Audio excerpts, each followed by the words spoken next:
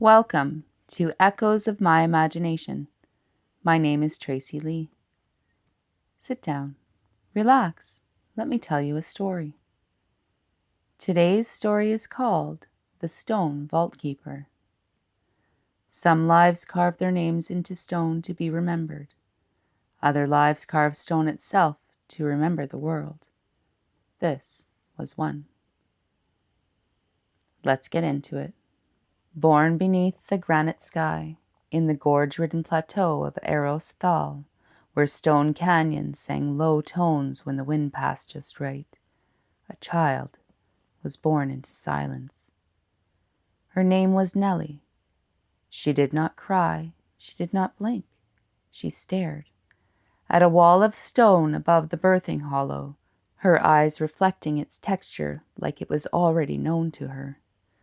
Her people called her Tavail, child of the strata, for her skin bore gray bands across her chest and limbs like sediment rings. When she touched rock, it hummed. When she placed her ear to stone, she listened for hours. She said it told her things. At age 5, Nelei began to chip shapes into pebbles and cliff walls, not images, frequencies. She said the shapes made the rocks sing truer. Adults watched her hammer away patterns into the canyon walls. The next rainfall, water streamed down those same patterns and formed new rivulets where springs had long dried up. She had unknowingly remapped the aquifers. The elders marked her as a memory chanter, one who remembers with stone. By 9, Nelei was brought into the caverns of the deep delvers, the memory keepers who recorded history in stone frequencies, a tactile script that, when traced, vibrated softly and conveyed not words, but emotion and sequence. There she learned to sculpt emotion into texture, to read the grooves of a broken era by hand alone, to carry stories without speaking them. Her gift was rare. She could carve backwards, starting at the emotional conclusion and working back toward the cause. It made her dangerous to the forgetting. At 14, Nelei was granted entrance into the vaults of echoes, chambers where stone records were guarded and released only in dream state. Most required days of fasting to enter trance. She fell into echo sleep instantly. Inside, she witnessed the eruption of the first mountain, the migration of the sky crafters, a child, herself, carving a story she had not yet lived. The stone had shown her a future memory, and when she awoke, her fingers were stained with silver dust. Only one other in history had been marked so. At 20, while carving a memory spire for the morning of a forgotten war, she paused. The stone beneath her hand trembled. It split.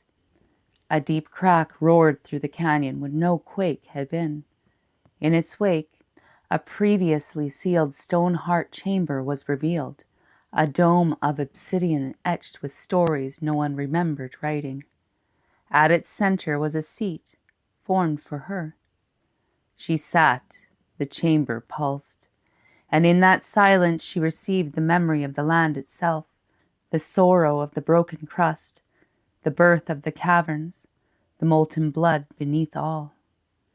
She wept until her tears left white streaks on her cheeks, permanently.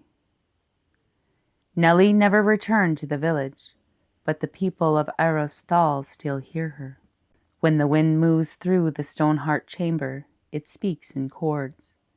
Pilgrims come from all religions to sit there. They say the stone touches your back and speaks not in voice, but in truth, in feeling.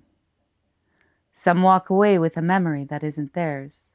Some remember what their ancestors forgot. Some fall to their knees and carve their own name for the first time.